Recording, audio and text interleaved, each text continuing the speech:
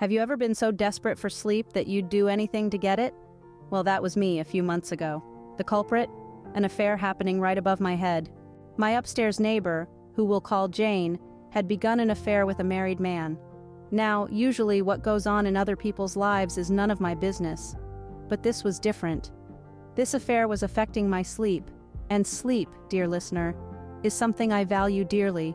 Jane and her lover didn't exactly keep their late-night rendezvous quiet. The noise was impossible to ignore, and it was disrupting my sleep night after night. It was clear that this wasn't just a casual fling. This had been going on for about 4 months. Now, I had already had issues with Jane. She wasn't exactly the model neighbor. She'd throw parties on Monday nights. She'd pace around her condo at 2 a.m, having loud phone conversations. She was living like a carefree teenager, despite being in her 40s. I had tried to address these issues with her directly, but it was to no avail. I even had to involve the association to put a stop to the parties. So, after yet another sleepless night, I decided to take matters into my own hands. I began to investigate the mystery man. I started with his license plate. Once I found his address, I was able to find his name.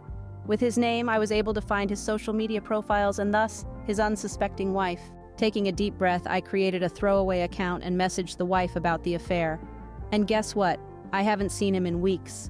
I've been sleeping really nicely, thank you very much. I understand that what I did wasn't exactly right, but when your sleep is at stake, you'd be surprised at the lengths you'll go to protect it.